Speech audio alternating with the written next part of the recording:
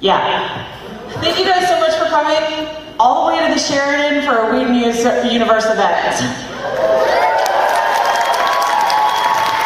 So please help me bring to the stage the wonderful stars of Firefly and Serenity, Ron Glass and Adam Baldwin.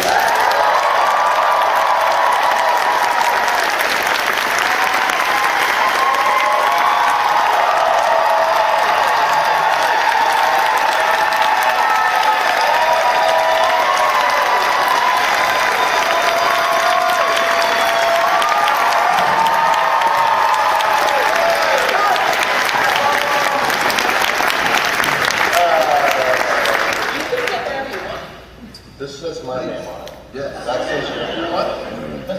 This says you. Yeah, that's good to go. Yeah, the name packets are waiting a while. Hey y'all. Hi. Whoa, that's dialed up. Yeah, it's live. All right. There's candy and everything. How y'all doing? This is the last day of Dragon Con as everybody's sort of, well, you're pretty boisterous now, so you're still liquored up already? Monday? What should we talk about today that we haven't already covered? Because we answered a lot of questions. If we get repeat questions from the day before, we're just going to say we already answered, it's online. No, we will try to rephrase. All right, before we get started, right in here in the middle, we're going to start a line for Q&A. So if you have questions for Adam or Ron, we would love to hear from you. Do you have any questions? I always do, but I want them to be able to line up so that we can have a... I know, I was just trying to say that in the meantime while we're lining up, you and I could have a discourse, if you will. Yes, we're scratching. Nice. Right. It's like you've done this before. Ron? Do you have anything to add? Do I have anything to add? How was your experience at DragonCon this year, Ben? Fantastic.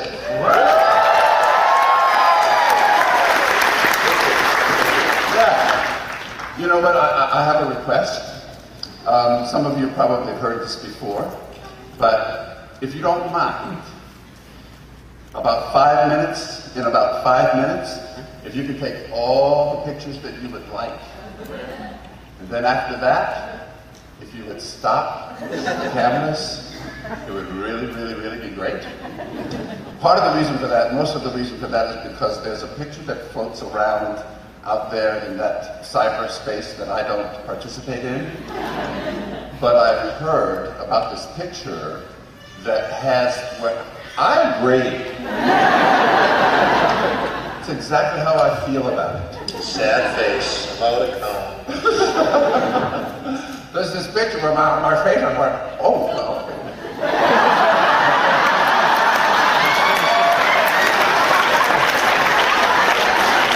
I thought you were going to share with someone like when you picking your nose or something. Well, it's worse. It's worse? Yeah, but just like that, just like what I just did, somebody has my cat on. Oh, you know what? I don't even want to talk about this anymore. It's also nice to have a friendly person in front of you, not have that phone up there, so it's distracting, it's a light, it's a focal point. We would prefer that your focal point be Ron. He's kind of a big deal. I went to a concert the other day and that's all they were doing, just holding it up, holding it up. Freaking Yes concert there, hold it up. We still got it. So, where's your question? Let me start with you guys. What pretty hair. These are funny. Hi. Hi, my question's for Adam. Yes. So I'm a fight combatant and stage choreographer, and I was wondering, on Firefly, did you do a lot of your own fighting, and what was the process like of learning the fights? I would say about 75% I would get to do it, and the really rough and tumble stuff where there was a potential that I would get hurt and it would shut down production, they would bring in Bubba, the stuntman. And he was really good. He actually got clocked a couple times, and there's one time where Bubba, he hit his head, and he had this concussion. And so we had to take him first to the studio lock nurse and have him checked out. And all the way there, I don't know if any of you have ever been with somebody who's had a concussion or if you've ever had one yourself. Okay, so you tend to repeat yourself. So Bubba was like, "Did I do the stunt? Yeah, you did the stunt, Bubba. Good, oh good. Did Adam like it? Yeah, Adam loved it. It's great. Oh, good. But did I do the stunt? It's okay, Bubba. Yeah. Adam liked it? Yeah, it's good. Clear case of concussion. And that was on the, that particular one was on, I think it was Trash. Yeah, it was definitely Trash. We're on the two crafts and we're getting the thing on the bottom of the thing. And we had a safety line and a pick line. And one of the pick lines was supposed to kick him over, but his foot got tangled, and instead of getting pulled back and it was tumbling, his foot got caught. So the pick line pulled it back, but his foot was caught, so his head just went just like, it sounded like a coconut. He's okay now. He's okay. He's okay. So I can joke about this, but anyway. So yeah, I would say about 75-25. Thank you very much. Yeah. There was a really pretty nurse. That's Hollywood. So a bunch of guys are standing around trying to figure out how to fake concussions. Am I with the nurse? Does she like me?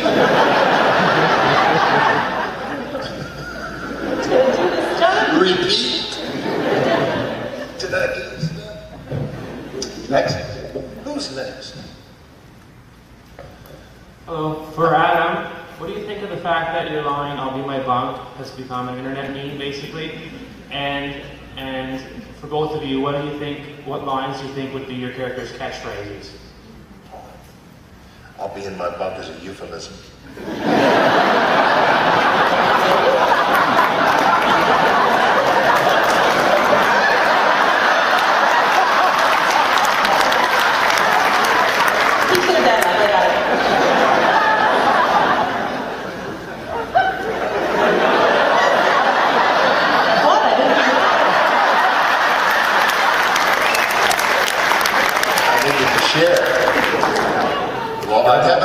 For everyone, don't have any answers at all.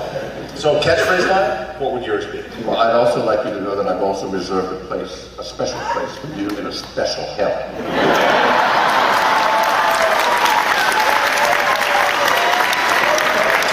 We'll see you there, buddy. What would your catchphrase be? Do you have a favorite line from the show? Not a lot of them. But one of them, one that a lot of people are not really familiar with, because I only said it once, and it was when Mal kept asking me, we were standing at the top of that thing in Serenity, Mal kept asking me telling me about how I had to tell him what my backstory was, and how, it just wasn't right for me to be holding back. Why don't you gotta tell us, and I just simply said, no, I don't. It comes in very handy. Yeah, so mine would be, I guess, shiny, let's be bad guys. But I said this in the other panel, if I had an epitaph in my real life, Christopher Walken's that I heard on James Lipton's was, he was right. Which I thought would be great. And I forgot what mine was. Damn. Never mind. Well, in the meantime, one of the things that I really loved about the book is that he was obviously a man of the cloth and everything, but he would also kick your ass. And one of the manifestations of that was, I think it was actually Jane who said to Bill, we were getting ready to go do some shooting and stuff, and he says to me, well, preacher, what are you doing with the gun? Doesn't the Bible say something against killing? I said, yes, but the Bible is also a light fuzzy on the subject of kneecaps.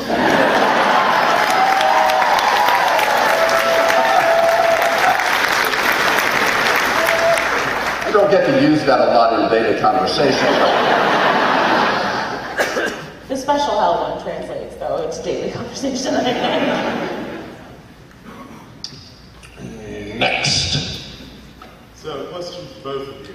If you could have any other role in last week's production, which would it be and why? I can't say Marcus Hamilton, can I?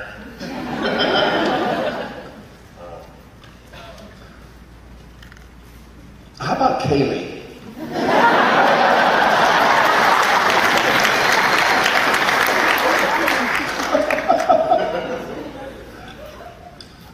Except Why? I maintain it's that pink froofy dress. I do. I maintain I think he wants the dress. partially because I like strawberries too. That's a euphemism.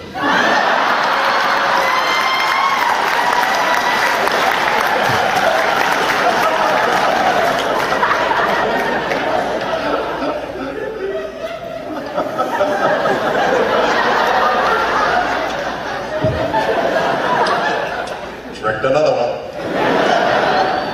Gosh, who would I be? Spike.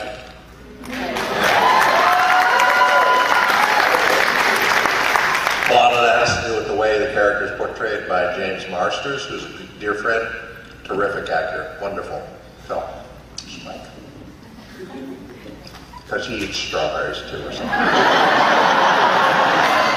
He eats strawberries. He does well with the ladies. I kind of like, I like, one of the things that I really like about Wash is he gets to hang out a lot with Gina. Yeah. That'd be fun. Yeah, except he's very whipped. So it's sort of a powerless, thankless. Yeah, but what a way to go.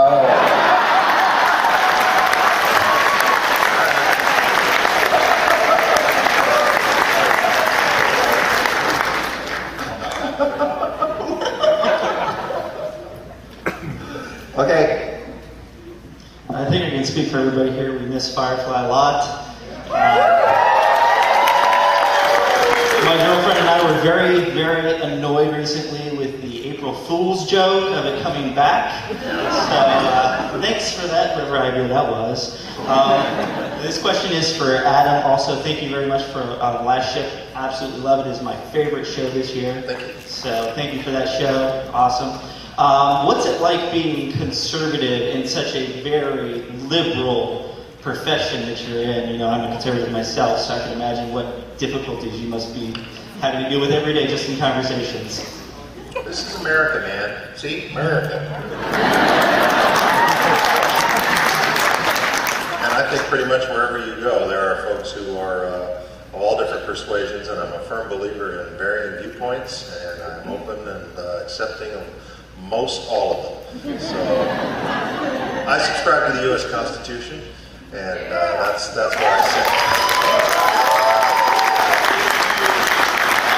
Where's the nearest range?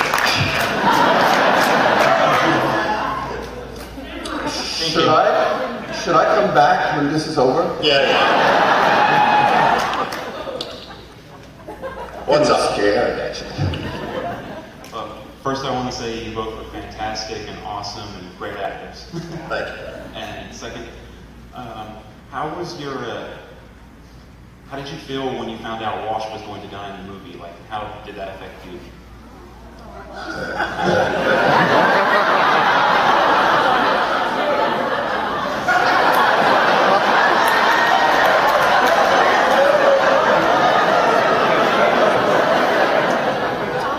You mean when he died at the end of the movie? Yes. Well, Shepherd Book dying was very emotional too.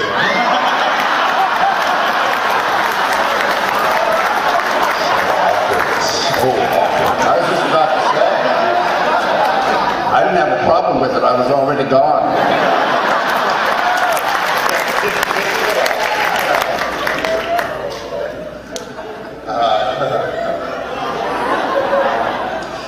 mean, how did it rarely happens to me. How did I feel when I saw it on screen, and how did I feel when I read it in the script? When you found out about it, that it was going to happen. Oh. It's always sad to see somebody go. And what a harpoon.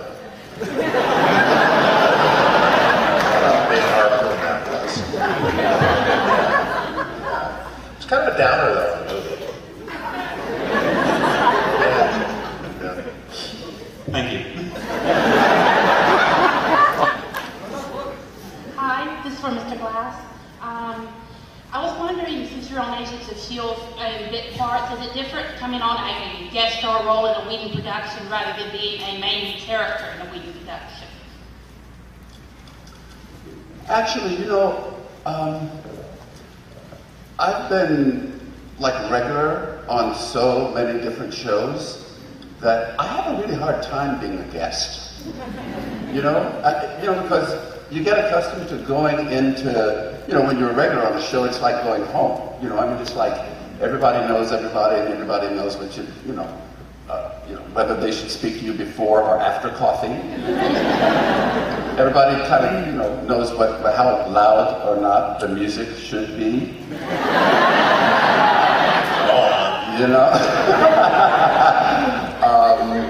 But then, and then also you kind of like don't know what the pecking order is, and so you don't know. Anyway, it's uncomfortable for me. But I really, really enjoyed being with Josh and with all those really, really terrific people who were on S.H.I.E.L.D. And so, fortunately, it was worth going through the discomfort of being a guest, because I got to do such a wonderful, wonderful thing there with Greg Clark. Greg Clark. I don't care.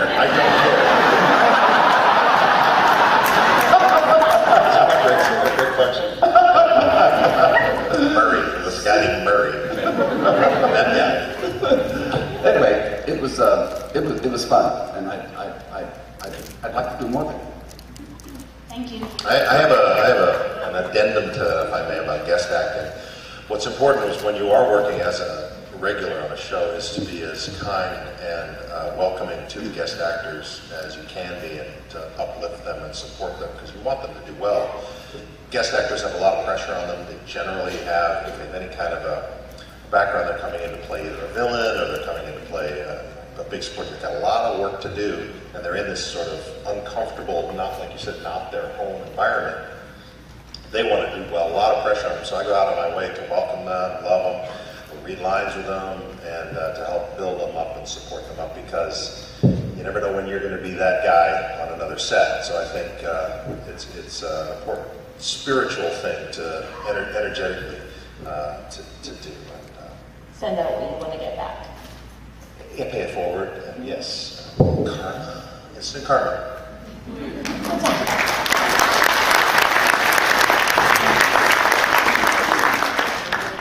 My question is for Mr. Bias.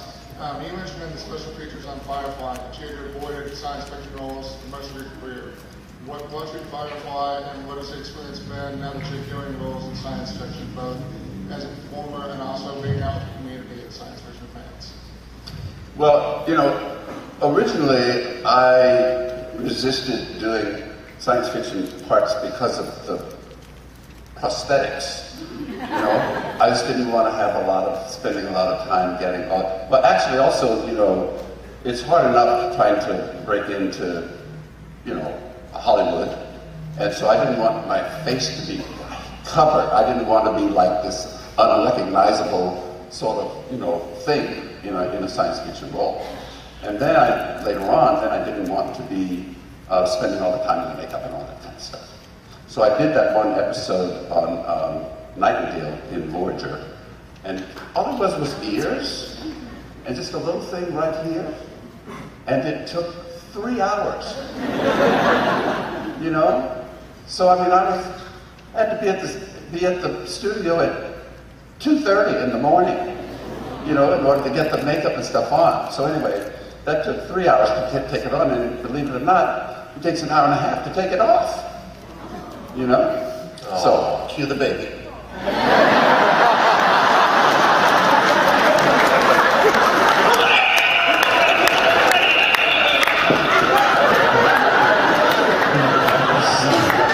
so clearly, with Firefly, there were no prosthetics for me. And I also, the whole show was really more about the human qualities of these characters. And it was really a character-driven kind of thing where you really had to be, you know, a person. And so, and when I read the script, I just went crazy because I loved what I read. And particularly, you know, with the book, fortunately, that was my favorite character when I read it. And so it was a no-brainer for me. I just really wanted to explore, you know, how to really bring this character to life, which I got to do briefly.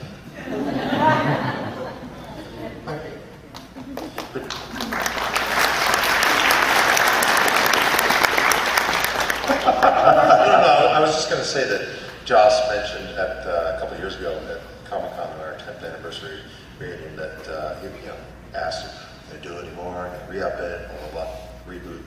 And he said, well, I'm not sure, I'd be worried to screw it up. And it sits there kind of like this shining city on a hill like Camelot. And it's kind of a beautiful thing. And Ron's book is, if not Jane, its book is my favorite character.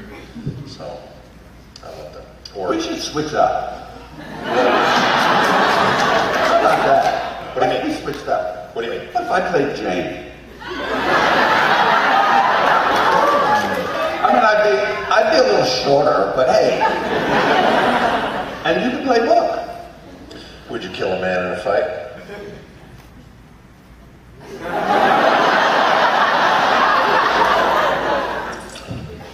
Yeah. In a fair fight, though. Would you make it fair? Would you fight dirty? You go for the kneecap. I like that. I like where this is going. Yeah. And I would have to a better, deeper, more resonant voice that was classically trained and read scripture and give advice, and then have more hair. Really talk that slow? No. I would call it methodical.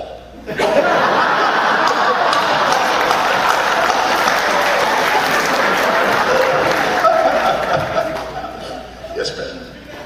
First, I wanted to thank you so much for coming back to DragonCon and sharing your stories with us.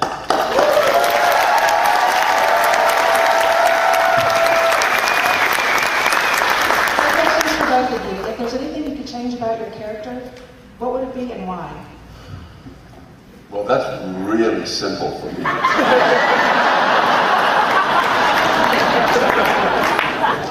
And again, one of my favorite things about Kaylee, I think she said something like, "To hell with this, I want to live."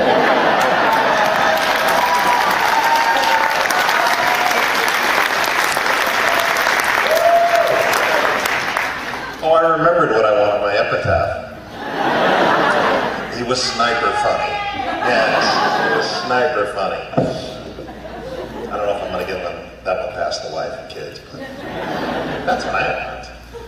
What do I change about my character? Hell, I don't know. He was great. Perfect. Just wish we had more time to develop it. That's all. Yeah. Maybe get to fly the ship once. Jane would be the guy that's pulling it out of dock and scrapes it. That's good. Star Trek. Yeah, like in Star Trek, that other show.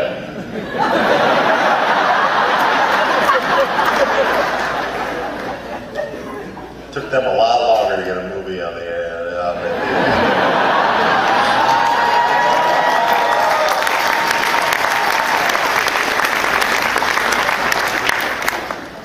Have any of you guys read A Shepherd's Tale?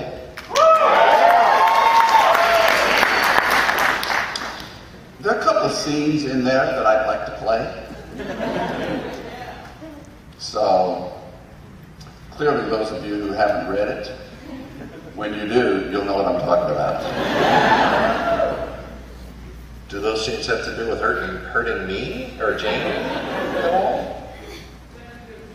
No. Oh. About time you had some strawberries, brother. You get a bit stretched up in the face. You need to have some strawberries. And it ought to make. That's actually kind of a lead into my question.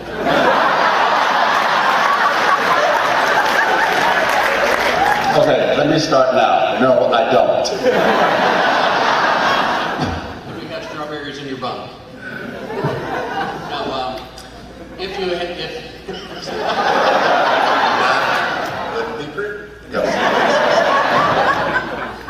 I'm sure this has been asked ad nauseum, but if Firefly had gotten to go on for 2 or 3 or even 5 more seasons, is there a particular way you would have liked to have seen your character go? Some sort of character development you would have liked to have seen happen? Aside from strawberries for book. Well, I mean, I don't want to get stuck on this theme, but I maybe might have liked to have experienced what it would be like to have been married.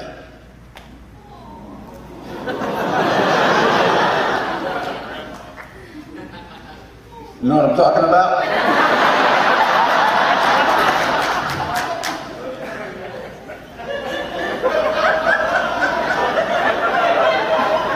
What did he say?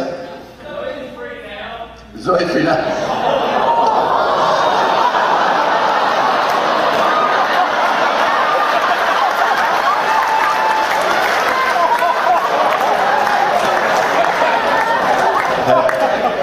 Have you ever met Lawrence Fishburne?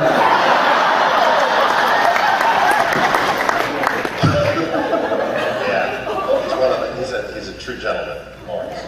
True gentleman. Don't want him to get mad. I was about to say, for the most part. When we were canceled, the night of, they shut down production, and Lawrence came to the set and said, "We're going to the Grand Ballroom, we're going to smoke cigars and get you guys drunk. Let's go." So he was kind of to swoop us up and let us drown our sorrows that night. Nice guy. Great car, too. He drives a great car. It's one of those push-button cars that's fancy. From the future. England or something. The James Bond type car. Aston Martin.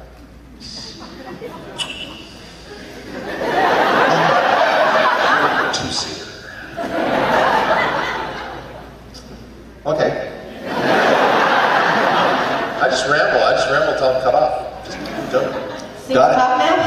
Don't. Love both of your work. Fantastic job. My question is for Mr. Baldwin. When are we going to see you on Agents of S.H.I.E.L.D.?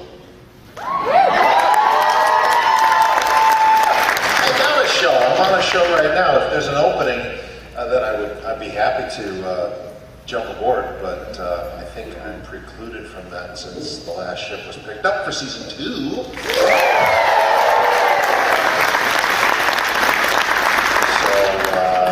yeah, if there's room there, they'll let me know.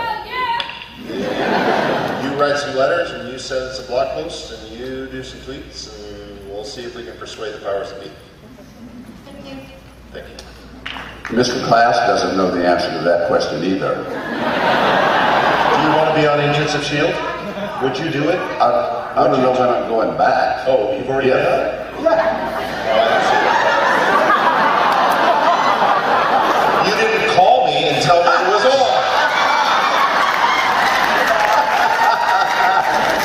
Very good. Very good. Who's next? Careful. We're in a mood.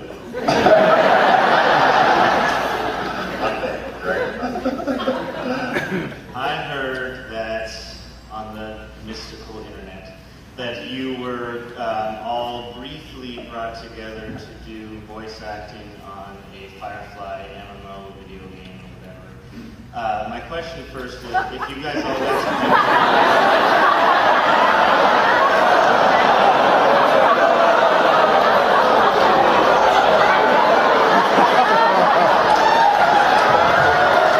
What did you do to piss him off? Because I know I've done a bunch of stuff. What have you done?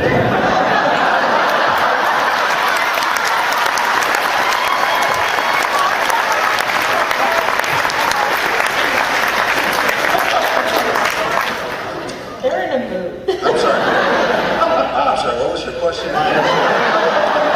The specific point you made was? My question was, do you enjoy that people are keep trying to, in every way possible, thrust you back into those original roles?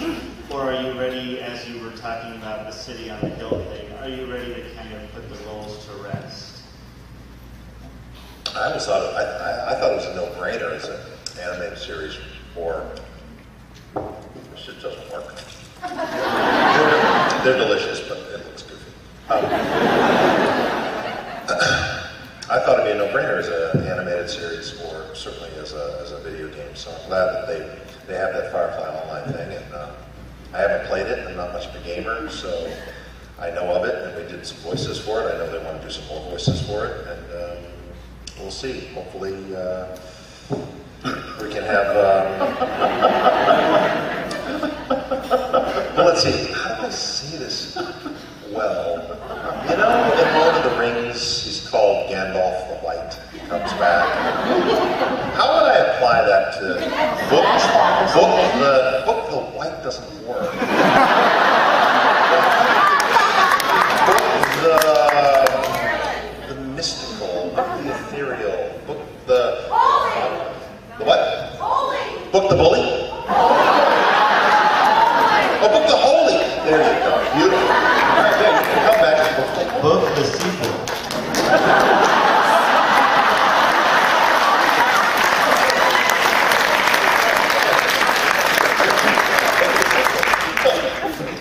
Well, for your information, I did it too. I did, and it was fun. The only thing, one of the things that's hard about doing any kind of voiceover work for me is because it's difficult, because I forget that there's no camera. And so I do all kinds of stuff with my face and my hands and all kinds of stuff, and none of that is recorded. So you have to learn how to be reminded how to incorporate all those gestures and facial expressions and all that just in your voice. So it's a great talent, and also it's a lot of fun. They didn't have B-roll when you were doing yours? What's that? You know, where they have a camera like in the booth, and they shoot you and Nathan together doing sort of like the behind the scenes stuff. They didn't. I don't know. Maybe they had them hidden cameras, those come garden or one of those door rails. No? So it's starting to explain a lot, isn't it? I want you to know. I love him so much. Yes, sir. So in Firefly, the first episode was pretty dark, a little more dour than the rest. And then when the movie came out, that was kind of a return to the original idea of the darker universe, whereas it was happy, a lot more joking in the middle. Is there a noticeable difference when you guys are working on those? Do you like one or the other style of show better? Did you like Firefly better one way or the other? And what flavor is that candy? Oh, I have lemon and orange and butterscotch. Lime, I'm not too. I'll take it. I don't know what the pink ones are. I'm guessing they're either pink lemonade or watermelon or something like that. But anyway. Strawberry. It is.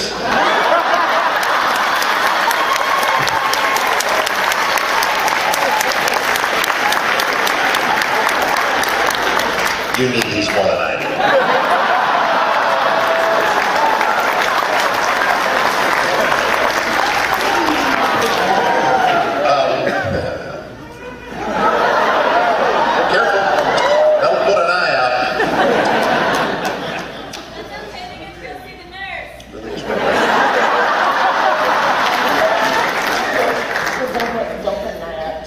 sent to the nurse.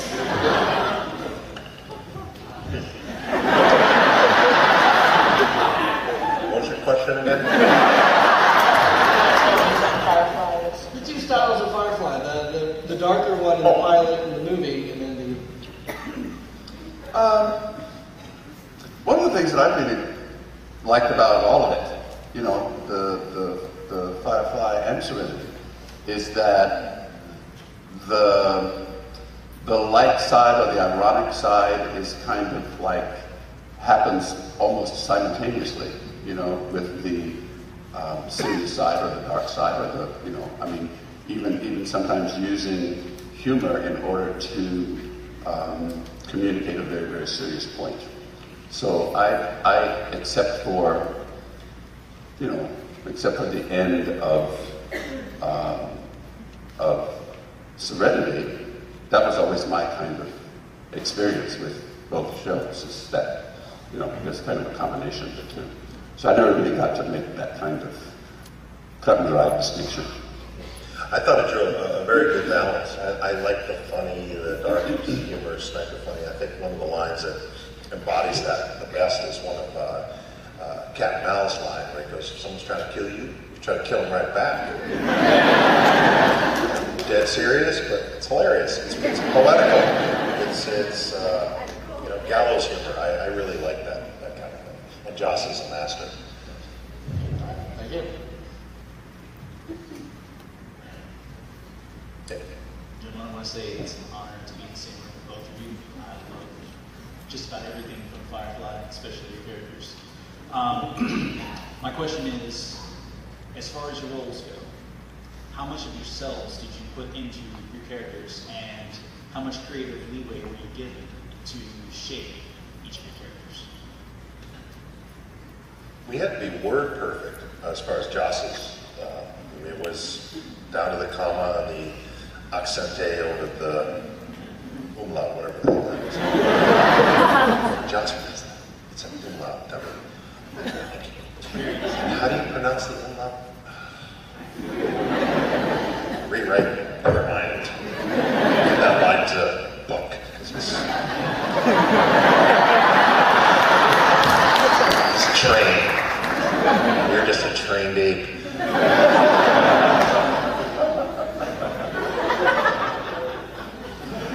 It's nice to have somebody around who's had training.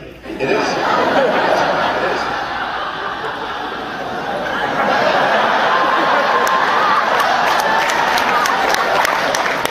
I come from the school of hard knocks. I got good music. Loud. Yeah, it's too loud. Yeah. The top America. Oh, what was your question? I know that's getting old. Just how much of you is in your character? Oh. How much it takes to do that? I'd say about 60-40. 60-40? About 60% yourself, 40% else. Yeah. Maybe 50-50. The reality is that, you know, you cannot, as an actor, you can't play something that you don't have at your disposal. So however you get that is fair game.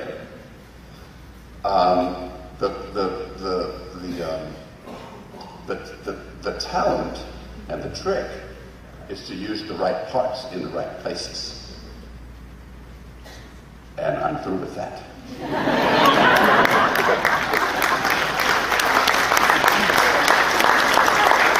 They're different styles, you know, they're different styles for people and they work, there's no one set way that works. Some people are very good at implementing the method. Some people are very naturalistic actors. Some people are very reactive and more proactive. And it just depends on, you know, what fits the personality and the role. So casting is really key. If you have a character like Book, he's very book smart and it just has a stature about him that Ron is perfect for. You're well trained and I'm more freeform. It looks like you're about to perform ballet. I thought that was Tai Chi. Okay. trained. Well, you are highly trained, actually. Highly trained and very, very creative and very, very broad in terms of what you have available to you. Well, what I like to do is I like to, in rehearsals, I like to throw out as much over the top. I don't know if you recall when I would work, and I still do, is you bring to the rehearsal just too much stuff to the scene, too over the top, too many props, too loud, too this, too much of an accent, and then you just start paring it back so that you're sort of liberated to find the things that work and you can key in on those. It's tough to do that in a television environment because time is money. You really have to find it quickly, and there's not a lot of rehearsal time. You get a couple walkthroughs, a couple read-throughs, and go. We got to shoot this, so. Especially as a guest actor. And especially as a guest actor, you really have to load in a lot of things. You got to get together with the prop guy and the wardrobe guy to make sure, lady guy, whatever it is, who has the clothes and the props so that you can come into your place. A friend of mine was doing a guest spot on a show, and he had a cubicle. The scene was set in a cubicle. I said, you get there early and you get with that prop guy and you make sure you got things that mean something to you in that place so that you'll feel comfortable. So I try to do that.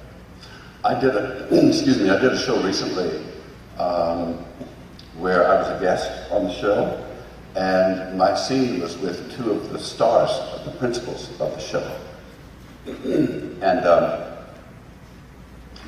one of the stars had never seen me in the scene before, and so when we were blocking it and they were setting the cameras and the shots and everything, the first time we went through it, he said their lines, I said mine, and I was looking at various places and so forth and so on. Then when the scene was over, one of the stars said, hold on a second. He asked the director to come out, and he said, well, if that's how he's going to play it, we don't even need to be here. And I was like, oh, shit! What about, anyway, but what it turned out is that what the guy really wanted was, he didn't want me to change anything that I was doing. What he wanted to change how the scene was written, so that the participation, at least verbally, was more what he felt like was more equal in terms of what was going on in the scene. But that's a perfect example of when you're a guest on a show, you don't know what the pecking order is, you don't know the people, you don't know. I mean, he could have, he just said, if that's how he's going to do it, we don't even need to be here. And then they write it and they change it differently so that everybody ends up happy. Or he could be one of the guys, he might just start grabbing people or something, I don't know. So, anyway. I know who that guy is. He's not a nice man. Yeah, just kidding. But that goes back to being having a welcoming atmosphere for your guest star. If a scene's not written well, it's not written well. You have to be able to tweak it, especially if you're a regular. You have a little more power. As a guest, you really don't. You can change a little bit, maybe. But you need to be ready to adapt. He was very, very careful to say, no, man. Hey, what you doing? No, I'm sure you were dialed in. But he's probably like, I want more glory in this scene. Yeah. Or at least impact. Yeah, impact. That's what I'm seeing. I kind of, my instinct is to go against that because I know I'm on the show for the run. If I'm the regular, that let's let this guy have that, and let's help him, elevate him or her, whatever, whoever the guest is, and become good. There's a 10-minute card in the back. We have 10 minutes. What I want to say is that I love that attitude that you have about being able to just get it all out. just getting all. And that actually, in a certain kind of way, is the benefit, is one of the greatest, most wonderful benefits of being a regular on the show, is that you get to feel that way. I mean, because a guest coming in feeling like that is just like, it's usually not going to be able to express that, at least not coming. Right. And also, I have the benefit of being some large person on the set and taking a lot of space. And, And off.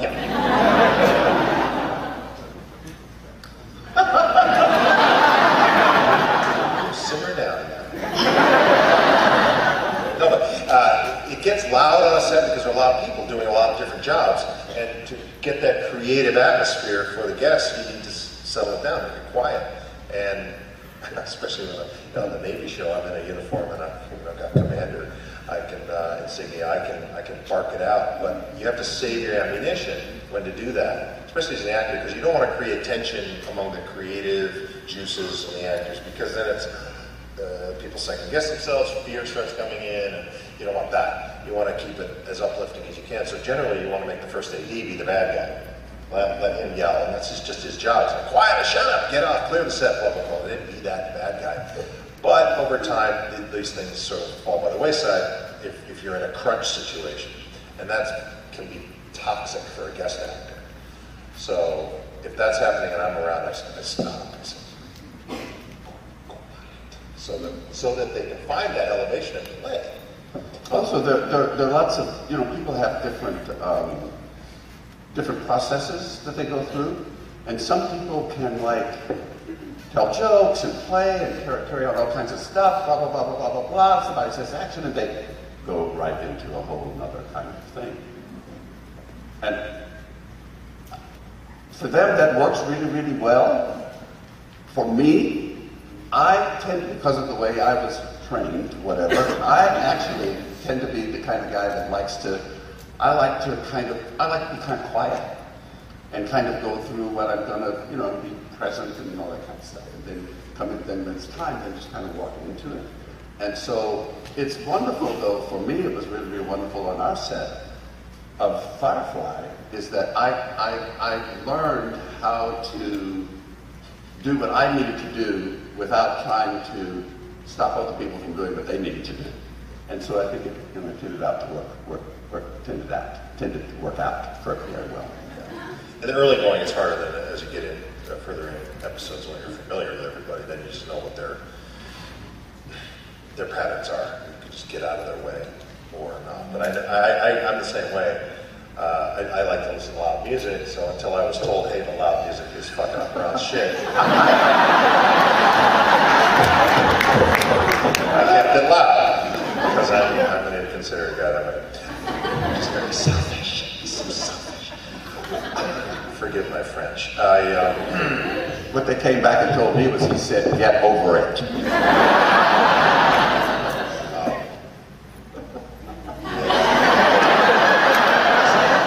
I was jacked up on roids, so don't blame me, man.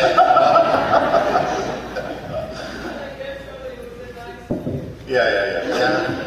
Well, this is years ago. Matured since then. All right, you've had enough time. Okay.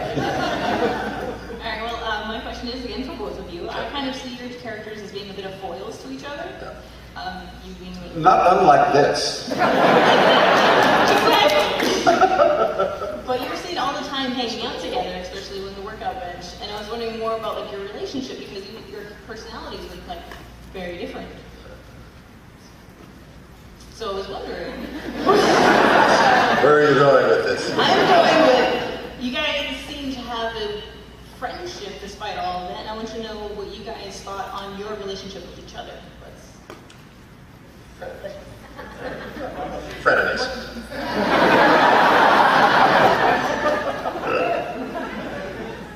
Well, I think Jane looked up the book. But I don't really recall any confrontation that Jane ever pulled against Book. There was a respectful sort of a distrust, but never really blatant, challenge or disrespect. Oh yeah, we had to chuck them off. But that wasn't the book. That was standards and practices of the network. See what happened? Oh, I wanted to cut that guy. As a character, the character. Over time, one of the things that I was really looking forward to in terms of the show, the Firefly show, is that I felt like the awareness of each other was really, really starting to grow, and that what each other had to offer the other was really fun. I mean, it was fun, and I thought that it also enriched each one of both characters, and just the way I thought it was really brilliant in a certain kind of way that the way that relationship started to unfold was actually, around the workout bench. I mean, I thought it was really great. I liked it. Well, yeah, it was macho, and I was looking for his wisdom, and I thought that this is somebody that I need to fear a bit. But there's undertones. But it was like meeting you on your ground, and trying to make what I had to offer you more palatable by being able to, participate in your territory. Right. Right. So I thought it was great. Yeah, and it sort of unfolded after, Jane, I just thought I'd play with it, and, that he would bow his head in prayer when the food was there. Not necessarily as a devout expression of her religion, but as sort of a vestigial respect for just gratefulness, and that he was leading the way on that, and I was just trying to mirror that. And I thought, well, it's really against character, and I thought, well, can I try that, Jocelyn? He said, yeah, go ahead. Sounds good. As long as it's not over the top. Like the first time I did it, I went.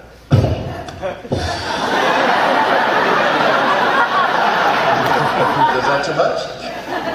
Bring it down. Dial it back. And that was all leading to the point where I had the hat, and I was able to take it off and hold it at the message funeral. I had a director who used when I would be in scenes and would be doing stuff that was over the top. What he used to do all the time, he would just say, Ronnie.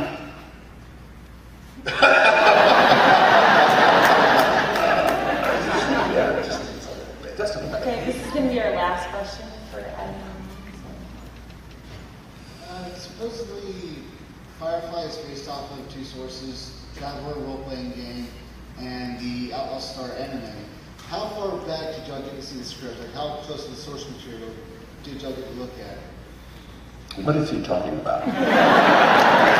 I was under the impression that one of Joss's main inspirations for it was the movie Stagecoach, and that he wanted to have the classic western, John Wayne and John Carey, among others, and that this was an upgraded version of that. But as far as deep into the lore, I plead ignorance. You guys always know more about this stuff than I ever did. We might have a little investigated.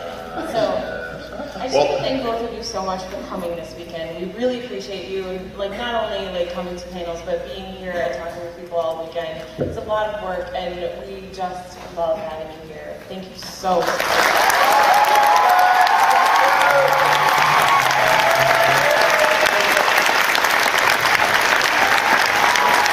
God bless you.